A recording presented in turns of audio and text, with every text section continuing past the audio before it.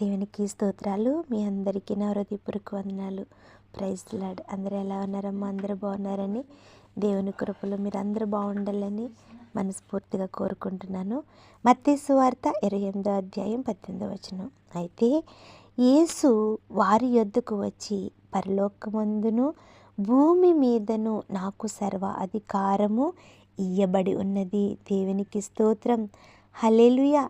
ఈ ఉదయకాల సమయంలో దేవాదేవుడు మనతో మాట్లాడుతున్న మాట ఏంటంటే, ఆయనకంటండి ఈ భూమి మీద అలాగే పరలోకమందును సర్వ అధికారము ఇవ్వబడి ఉందంటండి.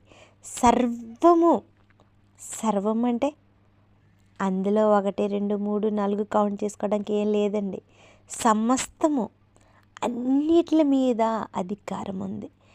మరణం మీద, బ్రతుకు మీద, జీవించాలన్నా, చనిపోవాలన్నా, మనం పని చేయాలన్నా, కూర్చోవాలన్నా, ఏదైనా సరే భూమి అందే కానీ, భూమి కింద నీళ్ళు అందే కానీ, ఆకాశం అందే కానీ, ఎక్కడైనా కానీ ఆయనకి సర్వ అధికారము దేవుడు ఇచ్చి ఉన్నాడని మనతో మాట్లాడుతున్నాడండి. అవును కదా, ఆయనకి సర్వ అధికారము ఉన్నాయి కాబట్టి ఆయన నేనే దేవుడిని చెప్పినప్పుడు నా యందు మీరు విశ్వాసం ఉంచి ఎవరైతే నడుస్తారో వారందరూ నిత్యరాజ్యం వెళ్తారని ఆయన చెప్పి ఉన్నారు. అలాగే ఆయన మార్గంలో, ఆయన బాటలో, ఆయన చెప్పిన విధానంగా మనం నడిచినప్పుడు మనం అందరము కూడా ఆయనతో పాటు ఉంటామని దేవాది దేవుడు మనకి వాగ్దానం చేసి ఉన్నాడు. అలాగే 19వ వచనంలో కూడా చూడండి, కాబట్టి మీరు వెళ్ళి సమస్త జనులను శిష్యులుగా చేయుడి, తండ్రి యొక్కయు కుమారుని యొక్కయు పరిశుద్ధాత్మ యొక్కయు నామములోనికి వారికి బాప్తీసం ఇవ్వండి. మనము ఎందుకంటే ఆయన నమ్ముకున్నాం కాబట్టి, ఆయన సర్వ అధికారము ఆయన కలిగి ఉన్నాడు కాబట్టి, ఆయన్ని మనకేమన్నా కొరతగా ఉన్నప్పుడు, మనకేమన్నా తక్కువగా ఉన్నప్పుడు, ఆయన్ని అడిగినప్పుడు సర్వాన్ని ఆయన మనకి ఇస్తానని వాగ్దానం చేశాడు. ఎందుకంటే ఆయన దేవాది దేవుడు కాబట్టి. అలాగే ఆయన ఏం చెప్తున్నారంటే, మీరు వెళ్ళండి, సమస్త జనుల దగ్గరికి వెళ్ళండి, సర్వలోకానికి వెళ్ళండి, ప్రతి చోటకి వెళ్ళి నా సువార్త చెప్పండి.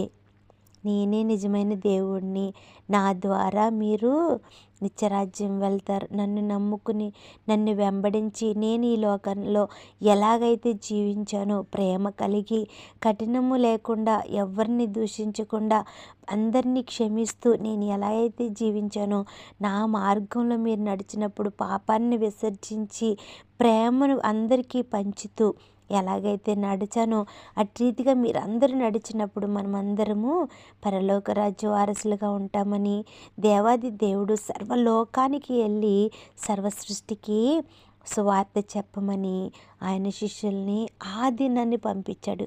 కానీ ఈ దినాన్ని, ఈ ఉదయకాల సమయంలో మరి దేవుడు నాతోనూ మీతోనూ కూడా మాట్లాడుతున్నాడు కదండి. అవునే కదా. ఆయన ఏమన్నారు?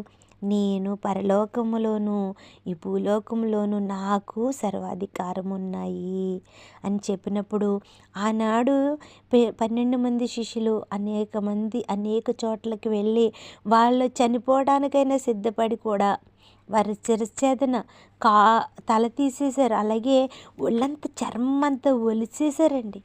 అయినా కానీ ఆయన సువార్తని ఆపలేదండి. అలాగే కదా, ఇప్పుడు కూడా అంతే కదండి.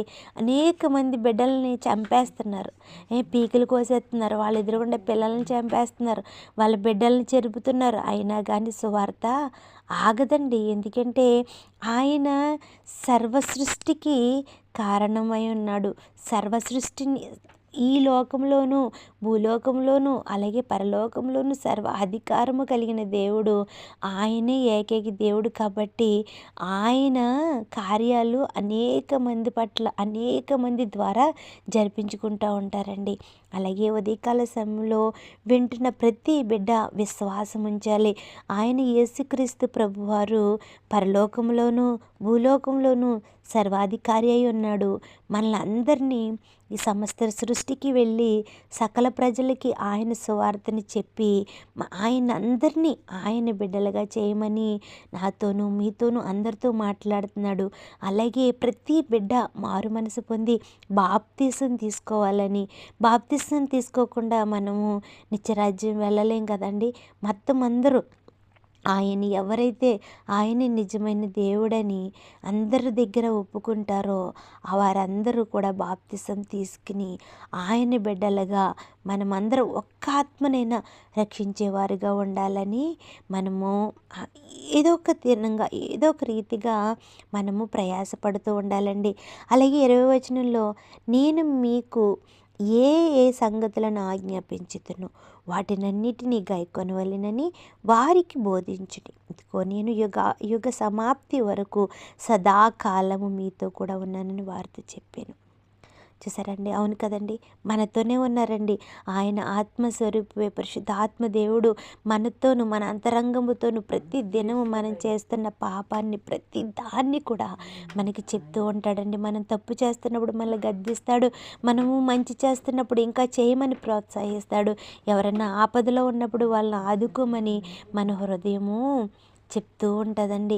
ఎందుకంటే ఆయన మనలో ఉన్నాడు కాబట్టి ఆయన మన యుగ సమాప్తి అంతవరకు మన జీవితాలు కడముట్టించేంత వరకు కూడా ఆయన మనతో ఉన్నానని వాగ్దానం చేసి ఉన్నాడు. మనము దిగులు చెందక భయపడక ఎటువంటి సమస్యలు వచ్చినా మనల్ని చంపేస్తారేమో అని భయపడిపోకుండా ఆయన యందు విశ్వాసం ఉంచి, ఎందుకంటే ఆయన సదాకాలము నీతో ఉంటాను అని వాగ్దానం చేస్తున్నాడు కాబట్టి మనము ఎంతవరకు ఈ లోకంలో ఉంటామో అంతవరకు ఆయన మనతో ఉండి మనల్ని సంరక్షిస్తున్న మనల్ని కాపాడుతున్నాడు. కాబట్టి మనం భయపడక దిగులు పడక ఆయన యందు విశ్వాసం ఉంచి అనేక మంది బిడ్డల్లోనే రక్షించేవారుగా ఆయన సువార్తను ప్రకటించేవారుగా ఉందాము. ఈ చిన్న కొన్ని మాటలు దేవుడు దీవించును గాక.